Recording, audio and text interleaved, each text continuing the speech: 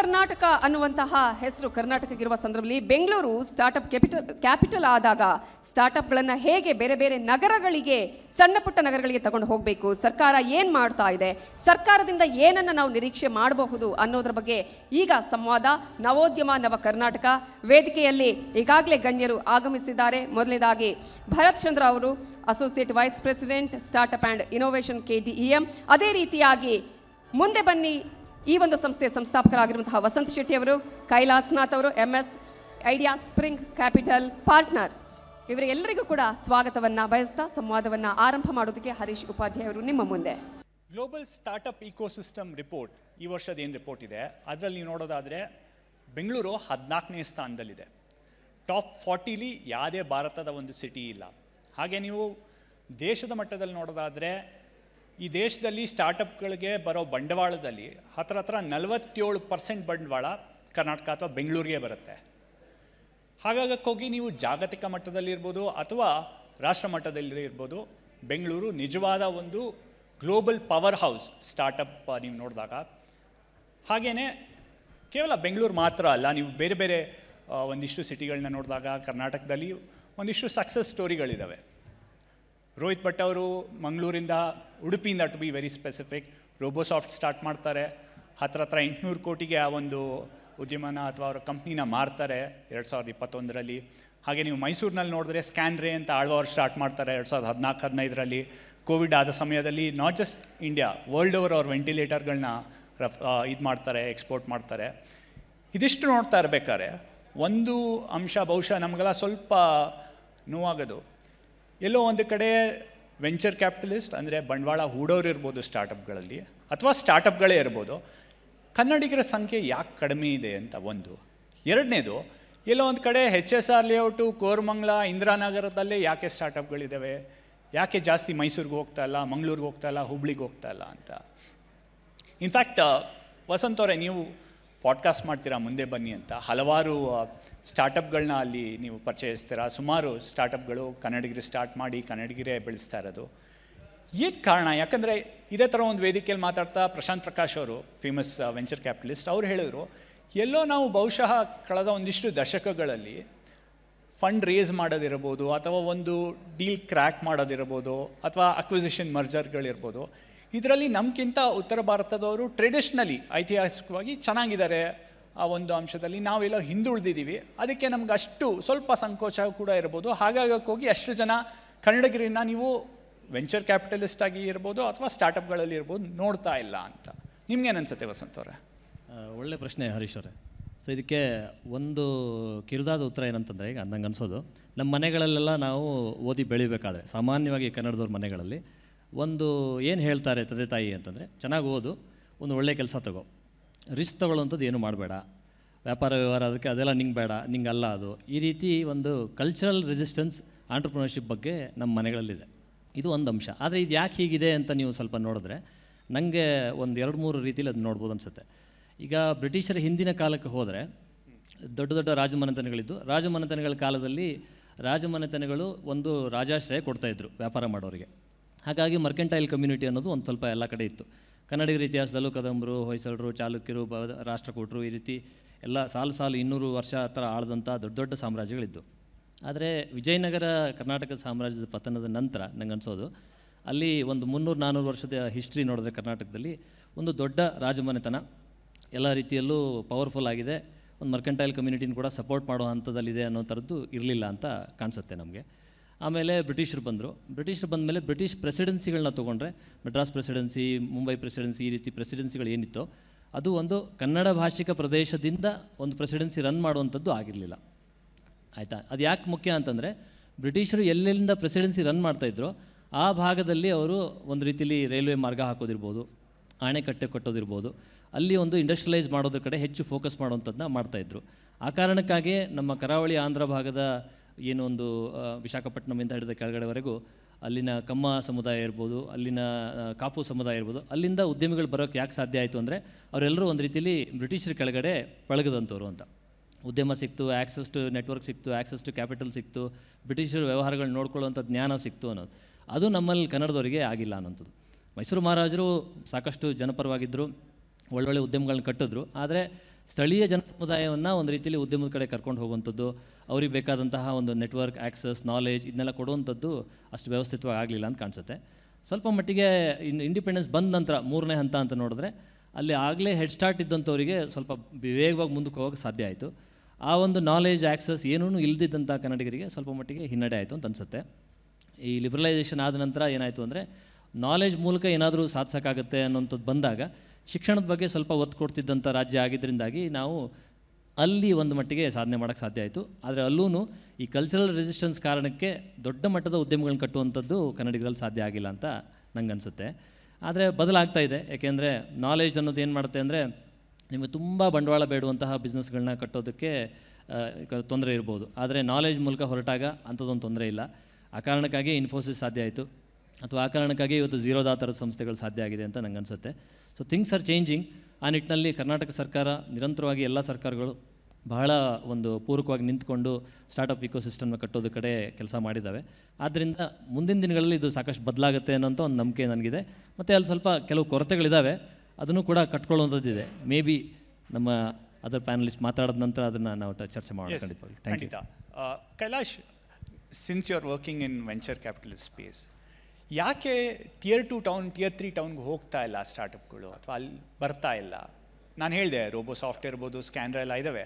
ಆದರೆ ನಾವು ಬಹುಶಃ ಇಂದಿರಾನಗರ, ಕೋರಮಂಗಲಲ್ಲಿ ಎಷ್ಟು ನೋಡ್ತೀವೋ ಆದರೂ 10% ಕೂಡ ಬೇರೆ ಕಡೆ ಇಲ್ಲ. ಒಂದಿಷ್ಟು ಇನ್ಫ್ಯಾಕ್ಟ್ ವಸಂತ್ ಅವರೇ ಸಾಕಷ್ಟು ಟ್ವೀಟ್ ಕೂಡ ಮಾಡಿದ್ದಾರೆ. ಒಳ್ಳೊಳ್ಳೆ ಕಂಪ್ನಿಗಳು MSME ಸ್ಪೇಸಲ್ಲೂ ಬಂದಿದ್ದಾವೆ, ಮೈಸೂರಿಂದ ಇರ್ಬೋದು, ಸಕಲೇಶ್ಪುರದಿಂದ ಇರ್ಬೋದು. ಆದರೆ ಈ ಮಟ್ಟದಲ್ಲಿ ನಾವು ನೋಡ್ತಾ ಇಲ್ಲ. ವಸಂತ್ ಅವ್ರು ಹೇಳಿದ ಹಾಗೆ ಅದೇ ನನ್ನ ಪ್ರಕಾರ ಇಲ್ಲಿ 2-3 ವಿಷಯಗಳು ಬರುತ್ತೆ. ಒಂದು, ಈ ನೆಟ್ವರ್ಕ್ ಎಫೆಕ್ಟ್ ಅಂತ ಹೇಳ್ತೀವಿ ನಾವು ಟೆಕ್ನಾಲಜಿಯಲ್ಲಿ. ನನ್ನ ಸುತ್ತಮುತ್ತ ಜನರು ಮಾಡಿರೋ ಕೆಲಸ, ಅದಕ್ಕೆ ನನಗೆ ಎಕ್ಸ್ಪೋಜರ್ ಇದ್ದರೆ ನಾನು ಅದರಿಂದ ಕಲ್ತ್ಕೊಳ್ತೀನಿ, ನಾನು ಅದನ್ನ ಅಳವಡಿಸ್ಕೊಳ್ತೀನಿ, ಅದು ಇಂಪ್ಲಿಮೆಂಟ್ ಮಾಡ್ತೀನಿ. ಈಗ ಎಕ್ಸ್ಪೋಜರ್ ಇಲ್ಲ ಅಂದರೆ, ಕಮ್ಯುನಿಟಿ ಬಿಲ್ಡ್ ಆಗಲಿಲ್ಲ ಅಂದರೆ ಅದು ಕಷ್ಟ ನನಗೆ ಫ್ರಮ್ ದ ಸ್ಕ್ರ್ಯಾಚ್ ಶುರು ಮಾಡೋದು. ಈಗ ನಾವು ನೀವೇನು ಹೇಳಿದ್ರ, ಈಗ ಕೋರಮಂಗಲದಲ್ಲಿ HSR ಅಲ್ಲಿ ಮತ್ತು ಅದು MG ರೋಡ್ ಆ ಕಡೆ ಎಲ್ಲ ಸ್ಟಾರ್ಟಪ್ ಇರೋದು, ಯಾಕಂದರೆ ಅಲ್ಲಿ ಎಕ್ಸ್ಪೋಜರ್, ಆ ಕಮ್ಯುನಿಟಿ ಬಿಲ್ಡ್ ಆಗಿದೆ ಅಲ್ಲಿ. ಈಗ ಫಾರ್ ಎಕ್ಸಾಂಪಲ್ ನೀವು ಫ್ಲಿಪ್ಕಾರ್ಟ್ ನೋಡಿದರೆ, ಫ್ಲಿಪ್ಕಾರ್ಟ್ ಈಗ ಅಕ್ವೈರ್ ಆಗಿದ್ದು 2016. ಈಗ if you look at all the exit Indian ಹಿಸ್ಟ್ರಿಯಲ್ಲಿ, it's probably the largest acquisition.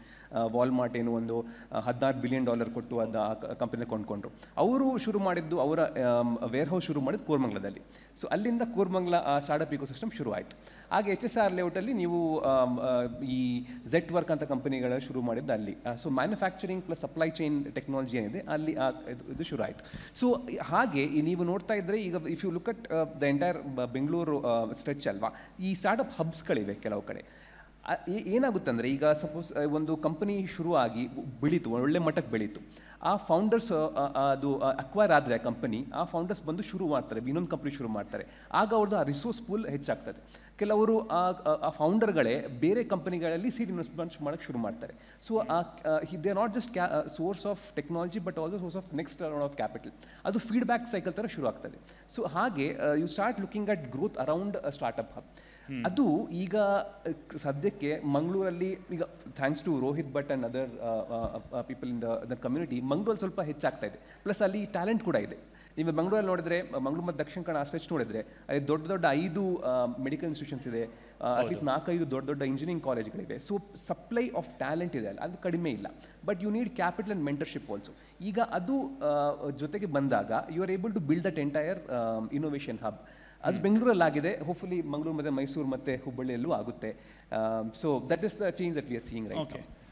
Bharat ಅವರೇ, ಕಳೆದ 5 ವರ್ಷದಲ್ಲಿ ಸರ್ಕಾರ ಆಗದೆ ಏನು ಮಾಡಿದೆ ಸ್ಟಾರ್ಟಪ್ಗಳಿಗೆ ಉತ್ತೇಜನ ಕೊಡಲಿಕ್ಕೆ, ಹಾಗೆ Tier 2 Tier 3 ಟೌನಲ್ಲೂ ಕೂಡ ಸ್ಟಾರ್ಟಪ್ಗಳು ಬೆಳೀಲಿ, ಹೂಡಿಕೆ ಆಗಲಿ ಅಂತ ನೋಡ್ಕೊಳ್ಳಿಕ್ಕೆ? ಮೊದಲಿಗೆ ಹರೀಶ್ ತಮಗೂ ಮತ್ತು ನೆಟ್ವರ್ಕ್ 18 ಅವರಿಗೆ ಈ ವೇದಿಕೆಗೆ ಅವಕಾಶ ಕೊಟ್ಟಿದ್ದಕ್ಕೆ ಧನ್ಯವಾದಗಳು. ಅದು ಕನ್ನಡ ರಾಜ್ಯೋತ್ಸವ ಸಂದರ್ಭದಲ್ಲಿ ಈ ಒಂದು ಸ್ಟಾರ್ಟಪ್ ಕರ್ನಾಟಕ, ನವ ಕರ್ನಾಟಕ ಅಂತ ಒಂದು ಸೆಷನ್ ಇಟ್ಕೊಂಡು ಮಾಡ್ತಿದ್ರೆ ಥ್ಯಾಂಕ್ ಯು ಸೊ ಮಚ್. ನಿಮಗೆ ಒಂದು ಇತಿಹಾಸದ ತೋರ್ಸಕ್ಕೆ ಹೋಗ್ತೀನಿ. ಸ್ಟಾರ್ಟಪ್ ಕರ್ನಾಟಕ ಅಂತ ನೀವು ಹೇಳ್ತಿರೋ ಕಾರಣ, ಮುಂದಿನ ತಿಂಗಳಿಗೆ ಸರಿಸುಮಾರು 10 ವರ್ಷ ಆಗುತ್ತೆ ಕರ್ನಾಟಕ ಸರ್ಕಾರ ಸ್ಟಾರ್ಟಪ್ ಕರ್ನಾಟಕ ಪಾಲಿಸಿ ರಚನೆ ಮಾಡಿ ಲಾಂಚ್ ಮಾಡಿ. ಇದು way back even startup India concept ಕೂಡ ಬರೋದಕ್ಕೆ ಮುಂಚೆ Karnataka as vision this and created this policy. ಯಾಕೆ ಹೇಳ್ತಾ ಇದ್ದೀನಿ ಅಂದರೆ, ಇವತ್ತೆಲ್ಲ ನಾವೆಲ್ಲರೂ ಕರ್ನಾಟಕದಲ್ಲಿದ್ದು ಹುಟ್ಟಿ ಬೆಳೆದಿದ್ದಕ್ಕೆ ಯಾಕೆ ಹೆಮ್ಮೆ ಪಡ್ತೀರಿ ಅಂದರೆ, the entire Karnataka is such a progressive state. ಇದು ಹೇಗೆ ಒಂದು ಸಂಗಮವಾಗಿ ಒಂದು ಪೊಲಿಟಿಕಲ್ ವಿಲ್, ಒಂದು ಎಕ್ಸಿಕ್ಯೂಟಿವ್ ವಿಲ್ ಮತ್ತು ಒಂದು ಇಂಡಸ್ಟ್ರಿ ವಿಲ್ ಜೊತೆಗೆ ಸೇರಿ ಈ ಕರ್ನಾಟಕ ಒಂದು ಎಕೋಸಿಸ್ಟಮ್ನ ಬೆಳವಣಿಗೆಗೆ ನಾವು ಶ್ರಮ ಹಾಕ್ತಿದ್ದೀರಿ. ಉದಾಹರಣೆ ಕೊಡ್ತೀನಿ ನಿಮಗೆ ಏಕೆ ಅಂತ. ರೀಸೆಂಟಾಗಿ ಬಿಯಾಂಡ್ ಬ್ಯಾಂಗ್ಳೂರು ಅಂತ ಒಂದು ಮಿಷನ್ನ ಗೌರ್ಮೆಂಟ್ ಆಫ್ ಕರ್ನಾಟಕ ಎಸ್ಟಾಬ್ಲಿಷ್ ಮಾಡ್ತು. ಅದು ಕರ್ನಾಟಕ ಡಿಜಿಟಲ್ ಎಕಾನಮಿ ಮಿಷನ್ ಅಂತ ಒಂದು ಆರ್ಗನೈಸೇಷನ್ ಅದನ್ನು ಸಾರಥ್ಯ ವಹಿಸ್ಕೊಂಡಿದೆ. ಬಿಯಾಂಡ್ ಬೆಂಗಳೂರು ಈ ಮಿಷನ್ ಏನಿದೆ, ಇದು ಏನು ನೀವು ಅಂದ್ರಲ್ಲ ಈಗ HSR, ಕೋರ್ಮಂಗ್ಲ ಅಷ್ಟಕ್ಕೆ ಸೀಮಿತ ಆಗಿರೋಂತಹ ಸ್ಟಾರ್ಟಪ್ನ ಬಿಯಾಂಡ್ ಬೆಂಗಳೂರುವರೆಗೂ ತೊಗೊಂಡೋಗೋಕ್ಕೆ ಏನೇನು ಮಾಡಬೇಕು ಎಲ್ಲವನ್ನು ಗೌರ್ಮೆಂಟ್ ಆಫ್ ಕರ್ನಾಟಕ ಮಾಡ್ತಿದೆ. ಉದಾಹರಣೆಗೆ ಎಲಿವೇಟ್ ಅನ್ನೋ ಒಂದು ಪ್ರೋಗ್ರಾಮ್ ನೀವು ಕೇಳಿರ್ಬೋದು. ಹೌದು. Elevate grant in aid up to 50 lakh grant ಅನುದಾನವನ್ನು ಕೊಡುವಂಥ ಒಂದು ಸ್ಕೀಮು. ಮತ್ತು ಇದು ಗ್ರ್ಯಾಂಟು ಯಾವುದೇ ಈಕ್ವಿಟಿನ ನಾವು ಸ್ಟಾರ್ಟಪ್ಪಿಂದ ತಗೊಳ್ಳೋದಿಲ್ಲ, ಗ್ರ್ಯಾಂಟಾಗಿ ಕೊಡ್ತೀರಿ. ಇಲ್ಲಿವರೆಗೂ ಸರಿಸುಮಾರು 1000ಕ್ಕಿಂತ ಹೆಚ್ಚು ಸ್ಟಾರ್ಟಪ್ಗಳಿಗೆ ಅನುದಾನ ಕೊಟ್ಟಿದ್ದೀರಿ. ಮತ್ತು ಇಲ್ಲಿವರೆಗೂ 250 ಕೋಟಿಯಷ್ಟು ಅನುದಾನವನ್ನು ಕರ್ನಾಟಕ ಸರ್ಕಾರ ಆಗಲೇ ಕಮಿಟ್ ಮಾಡಿದ್ದಾರೆ. ಇನ್ನೊಂದು ವಿಷಯನ ಅಂದರೆ ಇದರಲ್ಲಿ 30%ಕ್ಕಿಂತ ಹೆಚ್ಚು ಸ್ಟಾರ್ಟಪ್ಸ್ಗಳು ಬಿಯಾಂಡ್ ಬೆಂಗಳೂರಿಂದ ಬರ್ತಾರೆ. ನಿಮಗೆ ಇನ್ನೊಂದು ಸ್ಟ್ಯಾಟಿಸ್ಟಿಕ್ಸ್ ಕೊಡಬೇಕು ಅಂದರೆ, ಈಗ ಎಲಿವೇಟ್ ನಡೀತಿದೆ ಮತ್ತು 1800 ಅಪ್ಲಿಕೇಶನ್ಸ್ ಬಂದಿದೆ ಈ ಎಲಿವೇಟ್ ಪ್ರೋಗ್ರಾಮ್ಗೆ. ಒಂದೊಂದು ವಿಚಾರ ನಿಮಗೆಲ್ಲ ಆಶ್ಚರ್ಯ ಉಂಟು ಮಾಡ್ಬೋದು. ಇಷ್ಟು ದಿನ ಬರೀ ಬೆಂಗಳೂರು ಸೀಮಿತವಾಗಿದ್ದಂತಹ ಸ್ಟಾರ್ಟಪ್ಸ್ಗಳು ಇವತ್ತು ಎಲ್ಲ ಡಿಸ್ಟಿಕ್ಕಿಂದ 31 ಡಿಸ್ಟಿಕ್ಕಿಂದ ಕೂಡ ಅಪ್ಲಿಕೇಶನ್ಸ್ಗಳು ನಮಗೆ ಬಂದಿದೆ. ಸೊ ಅದರ ಅರ್ಥ ಎಲಿವೇಟ್ ಅನ್ನೋ ಒಂದು ಪ್ರೋಗ್ರಾಮ್ ಇಡೀ ರಾಜ್ಯಾದ್ಯಂತ ಈಗ ಜನಕ್ಕೆ ಗೊತ್ತಾಗಿದೆ ಅನ್ನೋದು. ಆದರೂ ಇನ್ನಷ್ಟು ಸಾಕಷ್ಟು ಮಾಹಿತಿಯನ್ನು ನಾವು ಹರಡಿಸಬೇಕಾಗಿದೆ. ಯಾಕಂದರೆ ಇವತ್ತು ಕರ್ನಾಟಕ ಡಿಜಿಟಲ್ ಎಕಾನಮಿ ಮಿಷನಿಂದ ಪ್ರೋಗ್ರಾಮ್ ಮಾಡ್ತಾಯಿದ್ರಿ ಈ ಥರ ಬಿಯಾಂಡ್ ಬೆಂಗಳೂರು ಬ್ಲೂ ಅಂತ ಹೇಳಿ, ಅಲ್ಲಿನ ಲೋಕಲ್ ಸ್ಟಾರ್ಟಪ್ಸ್ಗಳಿಗೆ ಬೆಂಗಳೂರಿಂದ VCಗಳನ್ನ ಕರೆದುಕೊಂಡು ಅಥವಾ ಇಂಡಿಯಾಯಿಂದ ಯಾರ್ಯಾರಿದ್ದಾರೆ VCಗಳನ್ನ ಕರ್ಕೊಂಡು ಅವ್ರ ಪರಿಚಯ ಮಾಡಿಸಿ, ಅವರ ಪಿಚ್ಗಳನ್ನ ಆ VCಗಳ ಮುಂದೆ ಪರಿಚಯ ಮಾಡಿಸಿ ಎಲ್ಲಿ ಕನೆಕ್ಷನ್ ಬಿಲ್ಡ್ ಮಾಡೋಕ್ಕೆ ಸಾಧ್ಯತೆಗಳು ಕೂಡ ನೋಡ್ತಾ ಇದ್ದೀರಿ. ಮತ್ತೊಂದು ನಿಮ್ಗೆ ಹೇಳಬೇಕು ಅಂದರೆ, ಈ ಕರ್ನಾಟಕ ಸರ್ಕಾರ ಬರೀ ಸ್ಟಾರ್ಟಪ್ಸ್ ಗ್ರ್ಯಾಜುಯೇಟೆಡು ಕೆಲಸ ಇಲ್ಲದೇ ಇರೋಂಥ ಜನ ಸ್ಟಾರ್ಟಪ್ ಮಾಡಿದವ್ರಿಗೆ ಅಷ್ಟೇ ಸೀಮಿತವಾಗಿ ನೋಡ್ತಿಲ್ಲ. We are creating a pipeline. ಒಂದು ಪೈಪ್ಲೈನ್ ಕ್ರಿಯೇಟ್ ಮಾಡ್ತಾ ಇದ್ದೀರಿ. ಉದಾಹರಣೆಗೆ ನಿಮ್ಗೆ ಗೊತ್ತು, ಈಗ ಆಂಟರ್ಪ್ರಿನರ್ಶಿಪ್ ಮೈಂಡ್ಸ್ ಸ್ಟಾರ್ಟ್ ಆಗೋದೇ ಯಂಗ್ಸ್ಟರ್ಸಿಂದ ಅಲ್ವಾ. ಇಂಜಿನಿಯರಿಂಗ್ ಗ್ರ್ಯಾಜುಯೇಟ್ಸ್ ಕೂಡ ಅಕಾಡೆಮಿಯಿಂದ ಹಿಡಿದು ಹೇಗೆ ಕರ್ನಾಟಕ ಸರ್ಕಾರ ಸಪೋರ್ಟ್ ಮಾಡಬೇಕು ಅಂತ ಯೋಚನೆ ಮಾಡ್ತಿದ್ದಾರೆ. ಉದಾಹರಣೆಗೆ ಒಂದು program new age innovation network ಅಂತ. ಅದು ಏನಂದರೆ ಅಕಾಡೆಮಿಕ್ ಇನ್ಸ್ಟಿಟ್ಯೂಷನ್ಸಲ್ಲಿ ಆಂಟರ್ಪ್ರಿನರ್ಶಿಪ್ ಸೇಲ್ಸ್ಗಳನ್ನ ಎನೇಬಲ್ ಮಾಡುವಂಥ program. So we have identified some of the engineering colleges where Karnataka ಸರ್ಕಾರ 5 ಲಕ್ಷವರೆಗೂ ಒಂದು ಪ್ರಾಜೆಕ್ಟ್ಗೆ 10 ಪ್ರಾಜೆಕ್ಟ್ ಥರ ಒಂದು ಆ್ಯನ್ಯುವಲಾಗಿ ಕೊಡ್ತಾರೆ. ಸೊ ಮಕ್ಕಳಲ್ಲಿ ಆಗಲೇ ಒಂದು ನವೋದ್ಯಮದ ಒಂದು ಆಸಕ್ತಿ ಉಂಟು ಮಾಡೋದಕ್ಕೆ ಒಂದು ಪ್ರೇರೇಪಣೆ ಮಾಡುವಂಥ ಒಂದು ಅನುದಾನದ ಒಂದು ಸ್ಕೀಮ್. ಅಲ್ಲಿಂದ ಬಂದರೆ ನಿಮಗೆ ಇವಾಗ ನೀವು ಗ್ರ್ಯಾಜುಯೇಟ್ ಆಗಿದ್ದೀರಾ, ಈಗ ನೀವು ಕೆಲಸನೂ ಇಲ್ಲ, ಬಟ್ ನೀವು ಸ್ಟಾರ್ಟಪ್ ಮಾಡಬೇಕು ಅಂತ ಐಡಿಯಾ ಇದ್ದೀರಾ, ಬಟ್ ಸ್ಟಾರ್ಟಪ್ ಮಾಡೋಕ್ಕೆ ಟೀಮ್ ಇಲ್ಲ, ಬಟ್ ನಿಮಗೊಂದು ಐಡಿಯಾ ಇದೆ. ಈ ಐಡಿಯಾನ ಹೇಗೆ ಅಭಿವೃದ್ಧಿಪಡಿಸ್ಬೋದು ಅಂದರೆ, ರಾಜೀವ್ ಗಾಂಧಿ ಫೆಲೋಶಿಪ್ ಪ್ರೋಗ್ರಾಮ್ ಅಂತ 25,000ವರೆಗೂ ಫಂಡ್ ಕೊಡ್ತಾರೆ. ಅಂದರೆ ಸ್ಟೈಫಂಡ್ ಥರ ಪ್ರತಿ ತಿಂಗಳು 12 ತಿಂಗಳವರೆಗೂ ನಿಮ್ಮ ಇನೋವೇಷನ್ನ ಬಿಲ್ಡ್ ಮಾಡಿ ಅಂತ. ತದನಂತರ ಎಲಿವೇಟ್ ಇದೆ. ಅದಾದಮೇಲೆ VC ಕಮ್ಯುನಿಟಿ ಬಗ್ಗೆ ಮಾತಾಡ್ತಿದ್ರಲ್ಲ, ಇವತ್ತು ಕರ್ನಾಟಕದಲ್ಲಿ 1700ಕ್ಕಿಂತ ಜಾಸ್ತಿ VC ಫರ್ಮ್ಸ್ ಇದೆ, 20,000ಕ್ಕಿಂತ ಏಂಜಲ್ ಇನ್ವೆಸ್ಟರ್ಸ್ ಇದ್ದಾರೆ, 300ಕ್ಕೂ ಹೆಚ್ಚು ಇನ್ಕ್ಯುಬೇಟರ್ಸು ಆಕ್ಸಲರೇಟರ್ಸ್ ಇದ್ದಾರೆ. ಗೌರ್ಮೆಂಟ್ ಆಫ್ ಕರ್ನಾಟಕ ಸಪೋರ್ಟ್ ಮಾಡ್ತಾರಂಥ ಸೆಂಟರ್ ಆಫ್ ಎಕ್ಸಲೆನ್ಸೇ ಮತ್ತು ಟೆಕ್ನಾಲಜಿ ಬಿಸ್ನೆಸ್ ಇನ್ಕ್ಯುಬೇಟರ್ಸೇ 26 ಇದೆ. ರೈಟ್. ಸೊ ಒಂದು ಎಂಟೈರ್ ಎಕೋಸಿಸ್ಟಮ್ನ ಕರ್ನಾಟಕ ತನ್ನ ಸಾಮರ್ಥ್ಯ ಮೀರಿ ಜನಕ್ಕೆ ಮುಟ್ಟಕ್ಕೆ ತಲುಪಿಸ್ತರಕ್ಕೆ ಪ್ರಯತ್ನ ಮಾಡ್ತಿದೆ. ಇನ್ನಷ್ಟು ವಿಚಾರಗಳು ಹೇಳ್ತೀನಿ ಮುಂದಿನ ಸೆಷನ್ಸ್ಗಳು. ಎಕ್ಸಾಕ್ಟ್ಲಿ. ವಸಂತ್, ನೀವು ಬೇರೆ ಬೇರೆ ಸ್ಟಾರ್ಟಪ್ ಕ್ಯಾಪಿಟಲ್ ಅಥವಾ ಹಬ್ಗಳನ್ನ ನೋಡಿದಾಗ, ಫಾರ್ ಎಕ್ಸಾಂಪಲ್ ಟೆಲ್ ಅವೀವ್ ನೋಡಿದ್ರೆ ನೀವು ಇಸ್ರೇಲಲ್ಲಿ, ಅಲ್ಲಿ ಕಾಲೇಜ್ ಯೂನಿವರ್ಸಿಟಿಲಿ ಆಗೋ ಇನೋವೇಷನ್ಗಳು ಅದನ್ನ ಹೆಂಗೆ ಕಮರ್ಷಿಯಲ್ ಆಗಿ ರಾಯಲ್ಟಿ ಇರ್ಬೋದು, ಪೇಟೆಂಟ್ಗಿರ್ಬೋದು, ಹೆಂಗೆ ಯೂಸ್ ಮಾಡ್ಕೊಂಡು ಸ್ಟಾರ್ಟಪ್ಗಳು ಬಿಲ್ಡ್ ಮಾಡ್ತಾರೆ. ಈ ಗ್ಯಾಪ್ ಏನಿದೆ ಇದನ್ನ ಹೆಂಗೆ ಪ್ಲಗ್ ಮಾಡೋದು ಅಂತ. ಯಾಕಂದರೆ ನಾವು ಸಾಕಷ್ಟು ಸ್ಟಾರ್ಟಪ್ಗಳು ಇವಾಗ ನೋಡ್ತಾ ಇರೋದು IT ಸರ್ವಿಸಸ್ಸು, ಎಕ್ಸ್ಪೋರ್ಟ್ಸಲ್ಲಿ ನೋಡ್ತಾ ಇದ್ದೀವಿ, ಏರೋಸ್ಪೇಸ್ ಮ್ಯಾನುಫ್ಯಾಕ್ಚರಿಂಗ್ ಅಥವಾ ಡಿಸೈನಲ್ಲಿ ನೋಡ್ತಾ ಇದ್ದೀವಿ. ಆ ಗ್ಯಾಪ್ನ ಹೆಂಗೆ ಪ್ಲಗ್ ಮಾಡ್ಬೋದು ಒಂದು. ಎರಡನೇದು, ಸುಮಾರು ಜನ ಹೇಳೋದು ಎಲ್ಲೋ ಒಂದು ಕಡೆ ಈ ಪಾಲಿಸಿ, ಕಲ್ಚರು ಹಾಗೆ ಕ್ಯಾಪಿಟಲು ಇಷ್ಟು ಒಟ್ಟಾದ್ರೇ ಒಂದು ಸಕ್ಸಸ್ ಸ್ಟೋರಿ ಆಗೋಕ್ಕೆ ಸಾಧ್ಯ ಅಂತ. ಅದೇ ನನಗೆ ಅನಿಸುತ್ತಂದರೆ, ಈಗ ಅವರು ಬಿಯಾಂಡ್ ಬೆಂಗಳೂರಲ್ಲಿ ಸ್ವಲ್ಪ ಎಷ್ಟು ಒಂದು ಹೆಚ್ಚು ಅಪ್ಲಿಕೇಶನ್ಸ್ ಬರ್ತಾ ಇದೆ ಎಲಿವೇಟ್ ಥರದ ಪ್ರೋಗ್ರಾಮ್ಸ್ಗೆ ಅನ್ನೋದ್ರ ಬಗ್ಗೆ ಎಲ್ಲ ಮಾತಾಡಿದ್ರು. ಸೊ ಒಂದು ವಿಷಯ ಏನಂತಂದರೆ, ಈಗ ನಾವು ಮುಂದೆ ಬನ್ನಿ ಅಂತ ಒಂದು ಶುರು ಮಾಡಿ ನಡ್ಸೋಕ್ಕೆ ಶುರು ಮಾಡಿದ್ಮೇಲೆ ಒಂದು ಕಮ್ಯುನಿಟಿ ಥರ ನಡೆಸ್ತಾ ಇದ್ದೀವಿ. ಅದರಲ್ಲಿ ಕಾಣಿಸೋದೇನೆಂದರೆ, ಎಲ್ಲೆಲ್ಲಿಂದನೋ ಬರ್ತಾರೆ. ಗುಲ್ಬರ್ಗ, ರಾಯಚೂರು, ಒಳ್ಳೊಳ್ಳೆ ಐಡಿಯಾ ಇದೆ, ಒಳ್ಳೆ ಟೆಕ್ನಿಕಲ್ ಸ್ಕಿಲ್ಸ್ ಇದೆ, ಆದರೆ ಅವರಿಗೆ ಮುಂದಿನ ಹೆಜ್ಜೆ ಗೊತ್ತಿಲ್ಲ.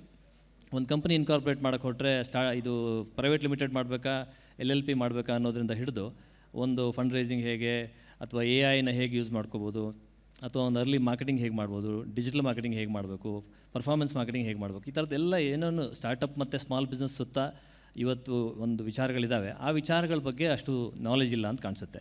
ಆ ನಾಲೆಜ್ ಲೇಯರ್ನ ಬಿಲ್ಡ್ ಮಾಡೋಕ್ಕೆ ಹೊರಟಾಗ ಅಲ್ಲಿ ಒಂದು ತೊಂದರೆ ಏನಿದೆ ಅಂದರೆ ಅದು ಇಂಗ್ಲೀಷಲ್ಲಿ ತುಂಬ ಇದೆ.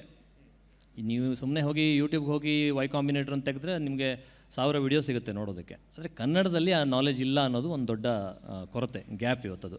ಅದನ್ನು ಕಟ್ಕೊಡುವಂಥ ಪ್ರಯತ್ನ ಮಾಡಬೇಕು. ಅದನ್ನು ಯಾರು ಮಾಡಬೇಕು ಅಂದರೆ ಸ್ವಲ್ಪ ಎರಡೂ ಪ್ರಪಂಚದಲ್ಲಿ ಒಡನಾಡಿದವರು. ಅವರು ಆಲ್ರೆಡಿ ಸ್ಟಾರ್ಟಪ್ ಜಗತ್ತಲ್ಲಿ ಇದ್ದಿರ್ಬೋದು, ಸರ್ಕಾರದಲ್ಲಿ ಇದ್ದಿರ್ಬೋದು, ಇಂಗ್ಲೀಷು ಗೊತ್ತು, ಕನ್ನಡನೂ ಗೊತ್ತು ಅನ್ನೋಂಥವ್ರು ಸಾಕಷ್ಟು ಆ ಕಾಂಟೆಂಟ್ನ ಮತ್ತು ನಾಲೆಜ್ನ ಕನ್ನಡದಲ್ಲೂ ತರುವಂಥದ್ದು ಮಾಡಿದಾಗ ಅದು ನನ್ನ ಪ್ರಕಾರ Tier 2 Tier 3 ಟೌನ್ಸಲ್ಲಿರುವಂಥ ಸಾಕಷ್ಟು ಟ್ಯಾಲೆಂಟ್ಗೆ ತಲುಪುತ್ತೆ ಅಂತ ಅನಿಸುತ್ತೆ ನನಗೆ. ಕೈಲಾಶ್, ಒಂದು ಅಂಶ ನಾನು ನಿಮ್ಮನ್ನ ಕೇಳಲೇಬೇಕು ಇಲ್ಲಿ.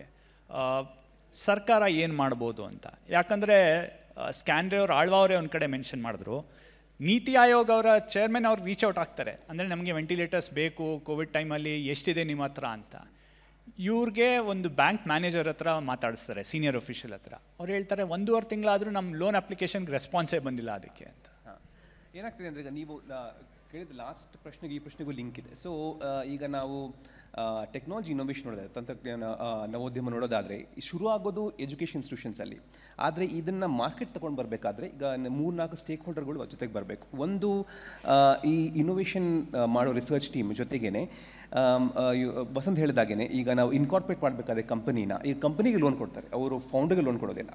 ಸೊ ಇದು ಆರ್ಗನೈಸೇಷನ್ ಬಿಲ್ಡ್ ಆಗಬೇಕು, ಪ್ಲಸ್ ಅದನ್ನು ಹೇಗೆ ಸ್ಟ್ರಕ್ಚರ್ ಮಾಡಬೇಕು, ಎಷ್ಟು ಜನ ಇರಬೇಕು, ಪ್ಲಸ್ ಅದಕ್ಕೆ ಸ್ವಲ್ಪ ಇನಿಷಿಯಲ್ ಪೇಡ್ ಅಪ್ ಕ್ಯಾಪಿಟಲ್ ಬೇಕು. ಅದಕ್ಕೆ ಅದು ಸ್ಟಾರ್ಟಿಂಗಲ್ಲಿ ಈ ನೀವು ಹೇಳಿದಾಗೆ ಬ್ಯಾಂಕ್ ಲೋನ್ ಕೊಡೋದಿಲ್ಲ. ಸೊ ಅದಕ್ಕೆ ಬೇರೆ ಥರ ಕ್ಯಾಪಿಟಲೇ ಬೇಕು. ಏಂಜಲ್ ಫಂಡ್ ಆಗಿರ್ಬೋದು, ಈಗ ವೆಂಚರ್ ಕ್ಯಾಪಿಟಲ್ ಫಂಡ್ ಆಗಿರ್ಬೋದು, ಇನಿಷಿಯಲ್ ಕ್ಯಾಪಿಟಲ್ ಬೇಕು. ಆ ಕ್ಯಾಪಿಟಲ್ ಬೇಸ್ ಇಟ್ಕೊಂಡು ಅವರ ಪ್ರಾಡಕ್ಟ್ ಬಿಲ್ಡ್ ಮಾಡಿ ಅದನ್ನು ಇನಿಷಿಯಲ್ ಮಾರ್ಕೆಟ್ ಟೆಸ್ಟ್ ಮಾಡಿ ಆಮೇಲೆ ಮಾರ್ಕೆಟಿಗೆ ಲಾಂಚ್ ಮಾಡೋದಾದರೆ ಅಷ್ಟು ಬೇಕಾಗಿರೋ ಕ್ಯಾಪಿಟಲಿಂದಲ್ಲ, ಸ್ವಲ್ಪ ರಿಸ್ಕ್ ಕ್ಯಾಪಿಟಲ್ ಅದು. ಸೊ ಅದಕ್ಕೆ ಬ್ಯಾಂಕ್ ಅವರು ಅದು ಲೋನ್ ಇದು ಮಾಡೋದಿಲ್ಲ, ಬಿಲ್ಡ್ ಮಾಡೋದಿಲ್ಲ. ಆದರೆ ಅಷ್ಟು ಆ ಗ್ಯಾಪ್ ಏನಿದೆ ಅದಕ್ಕೆ ನೀವು ಇನ್ ಕೇಸ್ ನೀವು ರಿಸ್ಕ್ ಕ್ಯಾಪಿಟಲ್ ತರೋದಾದರೆ ಈ ದೊಡ್ಡ ದೊಡ್ಡ ವೆಂಚರ್ ಕ್ಯಾಪಿಟಲ್ಗಳು ಅವ್ರು ಕೇಳೋ ಪ್ರಶ್ನೆ ಏನಂದರೆ, ವ್ಯಾಲಿಡೇಷನ್ ಏನಿದೆ, ನೀವು ಈ ನಿಮ್ಮ ಪ್ರಾಡಕ್ಟ್ ವರ್ಕ್ ಆಗುತ್ತಾ ಇಲ್ವಾ ಅಂತ ಹೇಗೆ ನೀವು ಟೆಸ್ಟ್ ಮಾಡಿ, ನಾವು ಬಂಡವಾಳ ಹಾಕಿದ್ರೆ ಇದು ವರ್ಕ್ ಆಗುತ್ತಾ ಇಲ್ವಾ ಅದು ಅದಕ್ಕೆ ನೀವು ಇನಿಷಿಯಲ್ ನೀವು ಪ್ರೂಫ್ ಪಾಯಿಂಟ್ಸ್ ಕೊಡಬೇಕಲ್ವಾ. ಈಗ ಅದಕ್ಕೆ ನೀವು ಮಾರ್ಕೆಟ್ ಟೆಸ್ಟ್ ಮಾಡಬೇಕಾದ್ರೂ ನಿಮಗೆ ಇನಿಷಿಯಲ್ ಇನ್ವೆಸ್ಟ್ಮೆಂಟ್ ಬೇಕು. ಆ ಇನ್ವೆಸ್ಟ್ಮೆಂಟ್ಗೆ ಸ್ವಲ್ಪ ಬೇಕಾಗಿ ರಿಸ್ಕ್ ಕ್ಯಾಪಿಟಲ್ ಅದು ನಿಮಗೆ ಈ ಗ್ರಾಂಟ್ಸ್ ಮೂಲಕ ಬರ್ತಾ ಇದೆ. ಆದರೆ ಅದು ಅಫ್ಕೋರ್ಸ್ ಅದು ಒಳ್ಳೆ ನಾವು ಬೇಸ್ ಬಿಲ್ಡ್ ಮಾಡಿದ್ದೀವಿ. ಆದರೆ ಅದು to take it to some extent ಅಲ್ಲ, you need more collaborative capital. Early stage venture ಕ್ಯಾಪಿಟಲ್ಗಳ ಜೊತೆಗೆ ಬಂದು ಪ್ಲಸ್ ಇವರು ಇಂಡಸ್ಟ್ರಿಯಲ್ ಬ್ಯಾಕಿಂಗ್ ಇದ್ದರೆ, ಇಂಡಸ್ಟ್ರಿಯಲ್ ನೋ ಹೌ ಬ್ಯಾಕಿಂಗ್ ಇದ್ದರೆ, that entire journey becomes much more smoother ಅನ್ಸುತ್ತೆ. ಸೊ ಅದಕ್ಕೆ you to bring together not just the initial capital pool but also know how from the industry. ಆ industry support ಇದ್ದರೆ the innovation that is there in the institutions can easily reach out to the market very easily. ಅದಕ್ಕೆ I think the government can help in a great way building that bridge. ಒಂದು ಸೇತುವೆ ಏನಿದೆ ಅದು build ಮಾಡಿದರೆ that knowledge that is locked in the institution can easily reach the market is what I feel. Bharat, respond ಮಾಡ್ತೀರಾ ಅದಕ್ಕೆ? ಎಲ್ಲಿ scope ಇದೆ government ಇಂಟರ್ವ್ಯೂನ್ ಆಗೋಕ್ಕೆ ಇವಾಗ? ಈಗಾಗಲೇ ಗೌರ್ಮೆಂಟು ಸುಮಾರು ಮುಂದಾಳತ್ವ ವಹಿಸಿಕೊಂಡು ಸುಮಾರು ಕಾರ್ಯನೀತಿಗಳನ್ನ ಇದ್ರ ಬಗ್ಗೆ ರಚಿಸಿದ್ದಾರೆ. ಒಂದು ಉದಾಹರಣೆ ಅಂದರೆ ಕರ್ನಾಟಕ ಆಕ್ಸಲರೇಟೆಡ್ ನೆಟ್ವರ್ಕ್ ಅಂತ ಒಂದು ನಾವು ಮಾಡಿದ್ದೀರಿ. So basically we know that Bangalore is well built ecosystem with respect to startup ಅಲ್ಲ. So they have good accelerators, they have good incubators. But how do we build this accelerator incubators in the Tier 2 Tier 3 city which we call as emerging clusters. So ಈ beyond Bengaluru ಇದನ್ನು ಹೇಗೆ ತರ್ಬೋದು ಅಂತ ಯೋಚನೆ ಮಾಡಿ Karnataka accelerator network ಎಲ್ಲಿ Bengaluru ಆಕ್ಸಲರೇಟರ್ಸು beyond ಬೆಂಗಳೂರಲ್ಲಿ ಇರುವಂಥ ಆಕ್ಸಲರೇಟರ್ಸ್ಗೆ ಹ್ಯಾಂಡ್ ಹೋಲ್ಡ್ ಮಾಡಿ ಅವ್ರಿಗೆ ಒಂದು ಮೆಂಟರ್ಶಿಪ್ ಗೈಡೆನ್ಸ್ ಕೊಡೋ ಥರ ಒಂದು ಮಾಡಿ ಅಲ್ಲಿನಿರುವಂಥ ಸ್ಟಾರ್ಟಪ್ಗಳು ಇವ್ರ ಬೆಸ್ಟ್ ಪ್ರಾಕ್ಟೀಸಸ್ನ ಅಲ್ಲಿ ಹೇಳ್ಕೊಟ್ಟು ಅಲ್ಲಿ ಇನ್ವೆಸ್ಟರ್ಸ್ ಕನೆಕ್ಟ್ ಮಾಡೋದಾಗಿರ್ಬೋದು, ಅಲ್ಲಿ ಮಾರ್ಕೆಟ್ ಆಕ್ಸೆಸ್ ಕೊಡೋದಾಗಿರ್ಬೋದು, ಅವ್ರು TRL ಲೆವೆಲ್ನ 2 ಇಂದ TRL ಲೆವೆಲ್ 8ವರೆಗೂ ಹೆಂಗೆ ತೊಗೊಂಡು ಹೋಗೋದಾಗಿರ್ಬೋದು, ಇವೆಲ್ಲವೂ ಮಾಡಿ ರೀಸೆಂಟಾಗಿ ಹುಬ್ಳಿ ಬೆಳಗಾಂ ಧಾರವಾಡಲ್ಲಿ ನಮ್ಮ ಒಂದು ಆಕ್ಸಲರೇಟರ್ ಇಬ್ಬರು ಒಂದು ಡೆಮೋ ಡೇ ಮಾಡಿ ಅಲ್ಲಿ ಒಂದು 20 ಜನ ಸ್ಟಾರ್ಟಪ್ಸ್ಗಳಿಗೆ ಇನ್ ಫ್ರಂಟ್ ಆಫ್ 20 ಇನ್ವೆಸ್ಟರ್ಸ್ಗೆ ಕನೆಕ್ಟ್ ಮಾಡಿಸಿ ಮುಂದೆ ಮಾಡ್ತಿದೆ. ಸೊ ಸುಮಾರು ಪ್ರಯತ್ನ ನಡೀತಿದೆ. ಜೊತೆಗೆ ಇವತ್ತು ನಿಮ್ಗೆ ಹೇಳಬೇಕು ಅಂದರೆ ಬ್ಯಾಂಗ್ಳೂರು ಟೆಕ್ ಸಮಿಟ್ ಅಂತ ನವೆಂಬರ್ 18, 19, 20ಗೆ ಬರ್ತಿದೆ. ಫ್ಯೂಚರ್ ಮೇಕರ್ಸ್ ಕಾನ್ಕ್ಲೇವ್ ಅಂತ ಒಂದು ಸಪ್ರೇಟಾಗಿ ಮಾಡ್ತಾ ಇದ್ದೀರಿ, which is we are expecting at least 15,000 entrepreneurs ecosystem is coming together the same platform. ಅಲ್ಲಿ we are inviting lot of investors and creating one kitty kind of thing we are more than 100 crore ಇನ್ವೆಸ್ಟ್ಮೆಂಟ್ಸ್ನ ನಾವು announce ಮಾಡಬೇಕು ಅಂತ ಕೂಡ ಮಾನ್ಯ Shri Priyank Kharge sir ಅವರು ಯೋಚನೆ ಮಾಡ್ತಿದ್ದಾರೆ. ಸೊ ಹಾಗಾಗಿ ಸುಮಾರು ಪ್ರಯತ್ನಗಳು ನಡೀತಿದೆ ಈ ಇನ್ವೆಸ್ಟರ್ಸ್ ಕನೆಕ್ಟ್ ಮಾಡೋದಕ್ಕೆ ಅಂತ ಹೇಳಕ್ಕೆ ಇಷ್ಟಪಡ್ತೀನಿ. ವಸಂತ್, ಇನ್ನೊಂದು ಪ್ರಶ್ನೆ ಇರೋದು, ಎಲ್ಲೋ ಒಂದು ಕಡೆ IT ಸಾಫ್ಟ್ವೇರ್ ಎಕ್ಸ್ಪೋರ್ಟಲ್ಲಿ ಆ ಸ್ಪೇಸಲ್ಲಿ ಕರ್ನಾಟಕ ಹಾಗೂ ಬೆಂಗಳೂರು ಚೆನ್ನಾಗಿ ಮಾಡ್ತಾ ಇದೆ, ಉತ್ತಮವಾಗಿ ಎಕ್ಸ್ಪೋರ್ಟ್ಸ್ ಆಗ್ತಾ ಇದ್ದಾವೆ, ನಂಬರ್ಸ್ ಚೆನ್ನಾಗಿದ್ದಾವೆ. ಆದರೆ ಎಲ್ಲೋ ಒಂದು ಕಡೆ AI ಸ್ಪೇಸ್ ನೋಡಿದ್ರೆ ನಾವು ಹಿಂದುಳಿದು ಬಿಟ್ಟಿದ್ದೀವ ಸ್ವಲ್ಪ ಅಂತ ಒಂದು ಭಯ ಇದೆ. ರೀಸೆಂಟ್ಲಿ ಗೂಗಲ್ ಅವರು 15 billion ಇನ್ವೆಸ್ಟ್ಮೆಂಟ್ ಮಾಡಿದ್ರು ವೈಜಾಗಲ್ಲಿ. ಅದಾದ ನಂತರ ಅಂತೂ ಎಲ್ಲ ಕಡೆ ಕರ್ನಾಟಕ ಏನೋ ದೊಡ್ಡ ಇನ್ವೆಸ್ಟ್ಮೆಂಟ್ ಕಳ್ಕೊಂಡಿದೆ ಅಂತ ಒಂದಿಷ್ಟು ಚಿಂತೆ ಇದೆ. ಎರಡನೇದು, ಈ ಗ್ಯಾಪ್ನ ಹೆಂಗೆ ಫಿಲ್ ಮಾಡ್ಬೋದು? ಹಾಗೆಯೇ MSME ಸ್ಪೇಸಲ್ಲೂ ತುಂಬ ಒಳ್ಳೆ ಸ್ಟಾರ್ಟಪ್ಗಳಿದ್ದಾವೆ, ಆದರೆ ಎಲ್ಲೋ ಒಂದು ಕಡೆ ಫೋಕಸ್ ಆಗ್ತಾ ಇಲ್ಲ, ಫೋಕಸ್ ಅವ್ರ ಮೇಲೆ ಹೋಗ್ತಾ ಇಲ್ಲ. ಎಲ್ಲ ಕಡೆ ನಾವು ಸ್ಟಾರ್ಟಪ್ ಅಂತ ಮಾತಾಡಿದಾಗ ಯಾವುದೋ ಒಂದು ಸಾಫ್ಟ್ವೇರ್ ಎಕ್ಸ್ಪೋರ್ಟು ಅಥವಾ ಆ ಸ್ಪೇಸಲ್ಲೇ ನೋಡ್ತಾ ಇದ್ದೀವಿ ನಾವು ಅಂತ.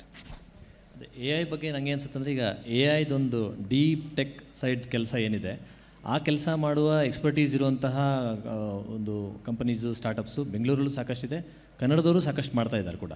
ಸಿಲಿಕಾನ್ ವ್ಯಾಲಿಯಲ್ಲೂ ಸಾಕಷ್ಟು ಜನ ಆ ಥರ ಇದ್ದಾರೆ. ಆದರೆ ಅದನ್ನ ಒಂಚೂರು ಫ್ಲಿಪ್ ಮಾಡಿ ಇನ್ನೊಂದು ರೀತಿಯಲ್ಲಿ ನೋಡೋದಾದರೆ, ನೀವು MSME ಬಗ್ಗೆ ಹೇಳಿದ್ರಿ. ಈಗ MSME ಥರದ್ದು ತುಂಬ ಸಣ್ಣ ಸಣ್ಣ ಊರುಗಳಲ್ಲಿ ಕಟ್ತಿರೋಂಥವ್ರು ತುಂಬ ದೊಡ್ಡ ಪ್ರಮಾಣದಲ್ಲಿ ಇದ್ದಾರೆ ಕರ್ನಾಟಕದಲ್ಲಿ. ಅವರು ಒಂಚೂರು, ಈ ಉದಾಹರಣೆಗೆ MSMEಲಿ ಆ್ಯಾವ್ರೇಜ್ ಎಂಪ್ಲಾಯ್ಮೆಂಟ್ ಎಷ್ಟು ತೊಗೊಳ್ತಾರೆ, ಎಷ್ಟು ಮಾಡ್ತಾರೆ ಅಂತ ನೋಡಿದ್ರೆ, ಒಂದು MSMEಲಿ 1.4 ಎಂಪ್ಲಾಯೀಸ್ ಅಂತೇನೋ ಒಂದು ಡೇಟಾ ನೋಡ್ತಾ ಇದ್ದಾರೆ. ಅದರರ್ಥ ಇವೆಲ್ಲ ಹೆಚ್ಚಿನವು ಒಬ್ಬೊಬ್ಬರೇ ನಡೆಸ್ತಾ ಇರೋಂಥ ಸಂಸ್ಥೆ ಆಗಿದೆ. ಸೊ ಅವ್ರು ಯಾಕೆ 5 ಜನಕ್ಕೋ 10 ಜನಕ್ಕೋ ಉದ್ಯೋಗ ಸೃಷ್ಟಿ ಮಾಡಿ ಒಂದು ಸ್ವಲ್ಪ ಅದನ್ನ ಸ್ಕೇಲ್ ಮಾಡೋಕ್ಕಾಗ್ತಾ ಇಲ್ಲ ಅಂದರೆ, ಅವರಿಗೆ modern ways of doing things ಸ್ವಲ್ಪ ನಾಲೆಜ್ ಇಲ್ಲ ಅನ್ನೋಂಥದ್ದು. ಉದಾಹರಣೆಗೆ, ಈಗ ಒಂದು ಒಳ್ಳೆ ಕಾಫಿ ಬೀನ್ಸ್ದು ಒಂದು ಪ್ರಾಡಕ್ಟ್ ಮಾಡಿದ್ದೀರಾ, ಬಟ್ ಅದನ್ನು ಮಾರಾಟ ಮಾಡಬೇಕು, ನೀವು ರಾಜ್ಯದಲ್ಲಿ ಮಾರಾಟ ಮಾಡಬೇಕು, ದೇಶದಲ್ಲಿ ಮಾರಾಟ ಮಾಡಬೇಕು, ಒಂದು ಕಾಮರ್ಸ್ ಸೆಟಪ್ ಹೇಗೆ ಮಾಡ್ಕೋಬೇಕು, ಅಥವಾ ಅದಕ್ಕೊಂದು ಸೋಷಿಯಲ್ ಮೀಡಿಯಾದಲ್ಲಿ ಮಾರ್ಕೆಟಿಂಗ್ ಮಾಡಬೇಕಂದ್ರೆ ಇನ್ಸ್ಟಾಗ್ರಾಮ್ನೋ ಇನ್ನೋ ಹೇಗೆ ಯೂಸ್ ಮಾಡಬೇಕು, ಅದಕ್ಕೆ AI ಹೇಗೆ ಬಳಸ್ಕೋಬೋದು. ಇವತ್ತು ನಿಮಗೆಲ್ಲ ಗೊತ್ತಿರೋ ಹಾಗೆ ಈಗ ಗೂಗಲ್ದು ನ್ಯಾನೋ ಬನಾನಾ ಅಂತ ಒಂದು ಏನೋ ಬಂದಿದೆ. ಸಿಂಪಲ್ಲಾಗಿ ನೀವೇನೋ ಒಂದು ಚಿಕ್ಕದೊಂದು ಪ್ರಾಂಪ್ಟ್ ಕೊಟ್ಟರೆ ನಿಮ್ಗೆ ಬೇಕಾಗಿರೋ ವೀಡಿಯೋ ಮಾಡಿಕೊಡುತ್ತೆ. ಈ ಥರದ್ದೆಲ್ಲ ಎಷ್ಟೊಂದು ಅವಕಾಶಗಳು ಇವತ್ತೇನಿದೆ, ಅದನ್ನು ಬಳಸ್ಕೊಂಡ್ರೆ ಸಣ್ಣ ಸಣ್ಣ MSMEಗಳು ದೊಡ್ಡ ಮಟ್ಟಕ್ಕೆ ಬೆಳೆಯೋದಕ್ಕೆ ಅವಕಾಶ ಆಗುತ್ತೆ ಕರ್ನಾಟಕದಲ್ಲಿ ಕೂಡ. ಆ್ಯಂಡ್ ಅದಕ್ಕೆ ಕನ್ನಡ ಒಂದು ಖಂಡಿತವಾಗಿಯೂ ಒಂದು ದೊಡ್ಡ ಸಾಧನ ಆಗುತ್ತೆ. ಸರಿಯಾಗಿ ಅದನ್ನು ಬಳಸ್ಕೊಂಡು ಹೇಗೆ ಮಾಡೋದು ಅನ್ನೋ ನಾಲೆಜ್ನ ನಾವು ಕನ್ನಡದಲ್ಲಿ ಸೃಷ್ಟಿ ಮಾಡಿದಾಗ ಅಂತ ನನಗೆ ಅನಿಸುತ್ತೆ. ಕೈಲಾಶ್, ಒಪ್ಕೊಂತೀರಾ ಎಲ್ಲೊಂದು ಕಡೆ ಬ್ರ್ಯಾಂಡಿಂಗ್ನ ಕೊರತೆ ಇದೆ ಒಂದಿಷ್ಟು ಕಂಪ್ನಿಗಳಿಗೆ ಅಂತ? ಫಾರ್ ಎಕ್ಸಾಂಪಲ್, ವಸಂತ್ ಅವರೇ ಒಂದು ಕಂಪ್ನಿ, ಒಂದು ಚಿಕ್ಕಿ ಮಾಡೋ ಕಂಪ್ನಿ ಬಗ್ಗೆ ಟ್ವೀಟ್ ಮಾಡಿದರು. ನಂಗೆ ಗೊತ್ತೇ ಇರಲಿಲ್ಲ, ಎಲ್ಲೋ ಒಂದು ಕಡೆ ಸಕಲೇಶ್ಪುರದಲ್ಲಿ ಒಂದು ಸಣ್ಣ ಕಂಪ್ನಿ, ಹಾನ್ಬಾಳ್ ಚಿಕ್ಕಿ ಅಂತ, ಅಲ್ಲಿ ಕೂತ್ಕೊಂಡು ಇಷ್ಟು ಟರ್ನ್ ಓವರ್ ಮಾಡ್ತಾ ಇದ್ದಾರೆ ಅಂತ. ಸೊ ಮೊನ್ನೆ ನಾವು ಹೀಗೆ ಮಾತಾಡುವಾಗ ವಸಂತ್ ಅವರು ಹೇಳ್ತಾ ಇದ್ರು, ನಾವು ಹೇಳ್ತಾ ಇದ್ವಿ, ಇದು ನಾವು ಕನ್ನಡದವ್ರು ಹೆಚ್ಚು ನಾವು ಮಾಡೋ ಕೆಲಸ ಬಗ್ಗೆ ಮಾತಾಡೋದಿಲ್ಲ ಅನ್ಸುತ್ತೆ. ನಾವು ಸುಮ್ಮನೆ ಯಾಕೆ ಹೇಳ್ಕೊಳ್ಳೋದು, ಏನು ಯೋಚಿಸ್ತಾರೆ ಜನ ಅಂತ ನಾವೊಂದು ಭಾವನೆ. ಸೊ ಐ ಥಿಂಕ್ ಈ ಮಾರ್ಕೆಟಿಂಗ್ ಅನ್ನೋದು it's been a weak point. ಸುಮ್ಮನೆ ಹೋಗಿ not to blow your trumpet, but at least let the world know ಅಲ್ಲ. ಯಾಕಂದರೆ ಏನಾಗುತ್ತೆ ಅಂದರೆ, ನೀವು ಹೇಳಿದಾಗೆ ಒಂದು there are lot of this 1% SMEs ಅಂತ ಹೇಳ್ತಾರಲ್ಲ ವಸಂತ್ ಅವರು. ಆ್ಯಸ್ ಯು ಗ್ರೋ ಅಲ್ಲ, ಇನ್ಸ್ಟಿಟ್ಯೂಷನಲೈಸ್ ಮಾಡಬೇಕು.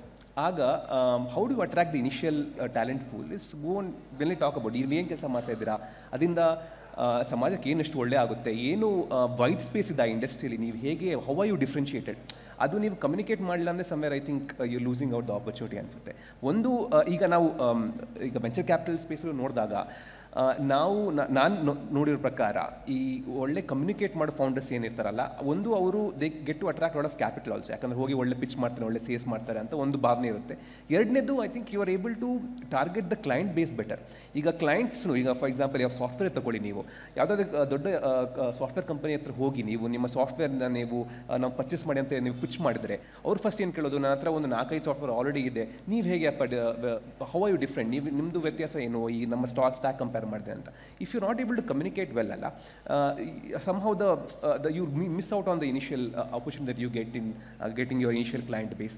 ಅದು ಆಗಿಲ್ಲ ಅಂದರೆ it starts becoming a feedback loop ಅಲ್ಲ, you start the growth gets stunted.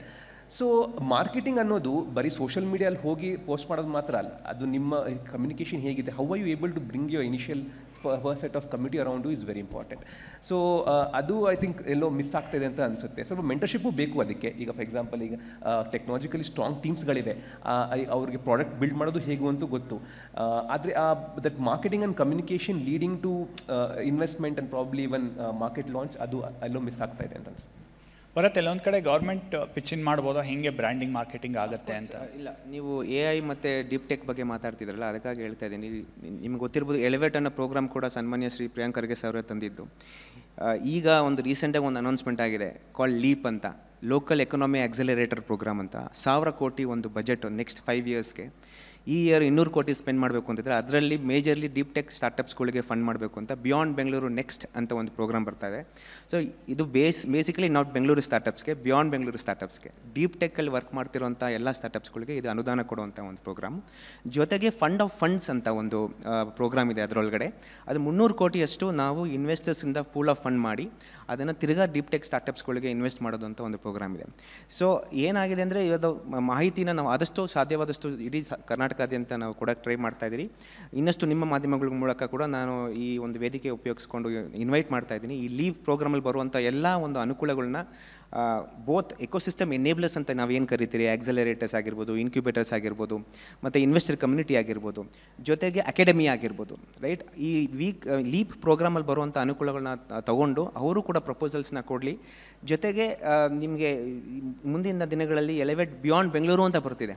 ಬರೀ ಬಿಯಾಂಡ್ ಬೆಂಗಳೂರಿಗೆ ಎಲಿವೇಟ್ ಪ್ರೋಗ್ರಾಮ್ ಮಾಡ್ತಾಯಿದ್ರಿ ಅಲ್ಲಿ. ಯಾಕಂದರೆ ಈಗ ನೀವು ನೋಡಿದ್ರೆ 1800 ಅಪ್ಲಿಕೇಶನ್ಸಲ್ಲಿ 1000+ ಬರೀ ಬೆಂಗಳೂರು ಸ್ಟಾರ್ಟಪ್ಸ್ ಇತ್ತು. ಸೊ ಈಗ ಅವ್ರಿಗೆ ಅವಕಾಶಗಳೇ ಕಡಿಮೆ. ಸೊ ಈಗ ಎಲಿವೇಟ್ ಬಿಯಾಂಡ್ ಬೆಂಗಳೂರು ಮಾಡೋ ಮೂಲಕ ಬರೀ ಬಿಯಾಂಡ್ ಬೆಂಗಳೂರು ಸ್ಟಾರ್ಟಪ್ಸ್ಗೆ ಫೋಕಸ್ ಮಾಡಿ ಅನುದಾನ ಕೊಡುವಂಥ ಕೂಡ ಪ್ರೋಗ್ರಾಮ್ ಇದೆ. ಸೊ ಹಾಗಾಗಿ ಡೀಪ್ ಟೆಕ್ಕು ನಮ್ಮದು ಫೋಕಸ್ ಆಗಿರೋ ಕಾರಣ ಸರ್ಕಾರ ಅನುದಾನಗಳನ್ನ ಜಾಸ್ತಿ ಇಟ್ಟಿದೆ ಆ ಕಾರಣಕ್ಕೆ ಅಂತ ಹೇಳ್ತೇವೆ. ವಸಂತ್, ಇನ್ನು 5 ವರ್ಷದಲ್ಲಿ ಬಹುಶಃ 2030ರಲ್ಲಿ ನಾವು ರಾಜ್ಯೋತ್ಸವ ಮಾಡ್ತಾ ಕೇವಲ ಬ್ಯಾಂಗ್ಳೂರಲ್ಲ ಮತ್ತು ಬೇರೆ ಎಲ್ಲ ಸಿಟೀಸಲ್ಲೂ ಸ್ಟಾರ್ಟಪ್ಗಳು ಬೆಳೆದು ಯೂನಿಕಾರ್ನ್ಗಳಾಗಲಿಕ್ಕೆ ಏನು ಮಾಡಬೇಕಾಗತ್ತೆ ಸರ್ಕಾರ ಅಂತ ಕ್ವಿಕ್ಕಾಗಿ ಹೇಳೋದಾದರೆ?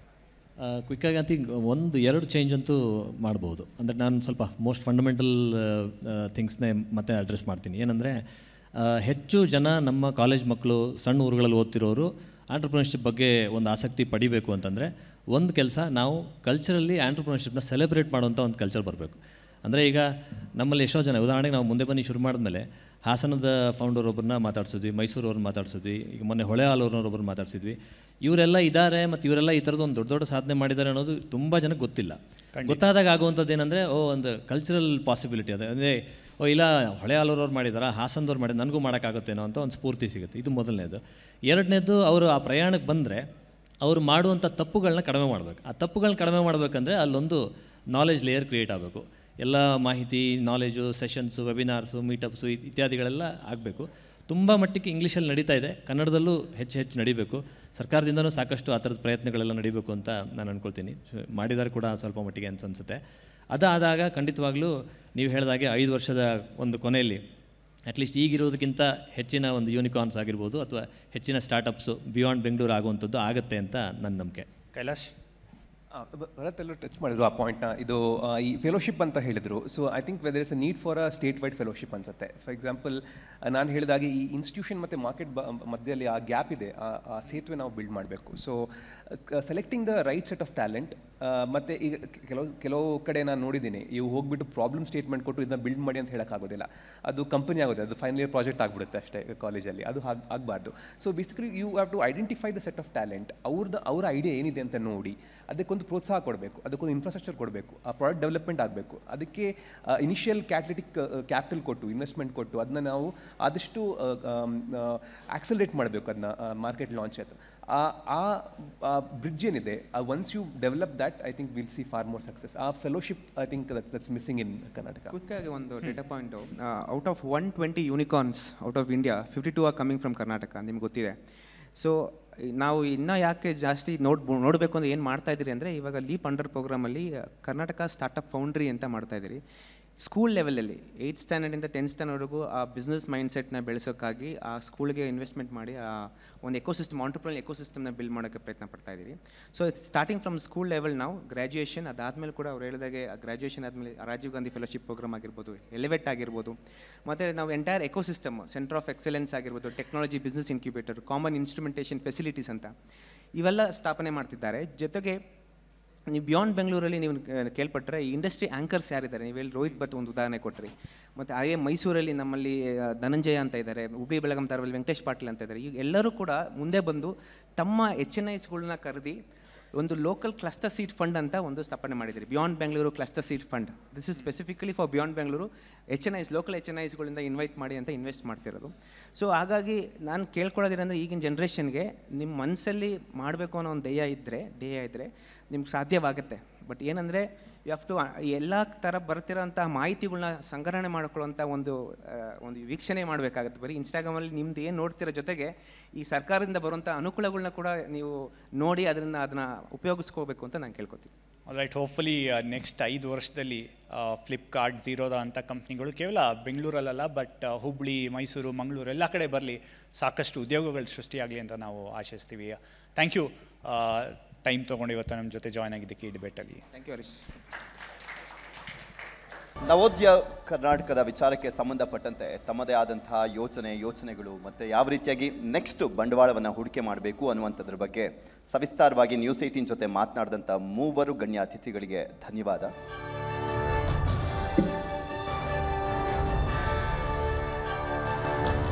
ಇದು ರೈಸಿಂಗ್ ಕರ್ನಾಟಕ 2025. ರೈಸಿಂಗ್ ಕರ್ನಾಟಕ 2025ರಲ್ಲಿ ಸಮೃದ್ಧ ಕರ್ನಾಟಕ, ಸುರಕ್ಷಿತ ಕರ್ನಾಟಕದ ಜೊತೆಗೆ ದ್ವಿಭಾಷಾ ಸೂತ್ರ, ಸಾಧ್ಯತೆ, ಸವಾಲುಗಳು ಆಗಿರಬಹುದು. ಅದರ ಜೊತೆಗೆ ಯಾವ ರೀತಿಯಾಗಿ ನಾವು ಇತ್ತೀಚಿನ ದಿನಗಳಲ್ಲಿ ಒಂದು ಕಡೆ ಸ್ಮಾಲ್ ಸ್ಕೇಲ್ ಇಂಡಸ್ಟ್ರಿಗಳಾಗಿರಬಹುದು ಅಥವಾ ಯಾವುದೇ ರೀತಿಯಂತಹ ಇಂಡಸ್ಟ್ರಿಗಳು ಬಂದಂತಹ ಸಂದರ್ಭದಲ್ಲಿ ನವೋದ್ಯಮ ಯಾವ ರೀತಿಯಾಗಿ ನವ ಕರ್ನಾಟಕಕ್ಕೆ ಬೆಳಕನ್ನು ನೀಡುವಂತಹ ಪ್ರಯತ್ನಗಳಾಗತ್ತೆ ಅನ್ನೋದ್ರ ಬಗ್ಗೆ ಕೂಡ ಇವತ್ತಿನ ವಿಚಾರದಲ್ಲಿ ಚಿಂತನ ಮಂಥನವನ್ನ ಮಾಡಿದ್ದೇವೆ. ನೀವೆಲ್ಲರೂ ಕೂಡ ಈ ಕಾರ್ಯಕ್ರಮದಲ್ಲಿ ಜೊತೆಯಾಗಿದ್ರಿ. ಭವಿಷ್ಯದ ಕರ್ನಾಟಕಕ್ಕೆ ಇವೆಲ್ಲವೂ ಕೂಡ ಭದ್ರ ಬುನಾದಿ ಆಗತ್ತೆ ಮುಂದಿನ ದಿನಗಳಲ್ಲಿ ಅಂತ ಆಶಿಸ್ತಾ, ಇದು ರೈಸಿಂಗ್ ಕರ್ನಾಟಕ 2025.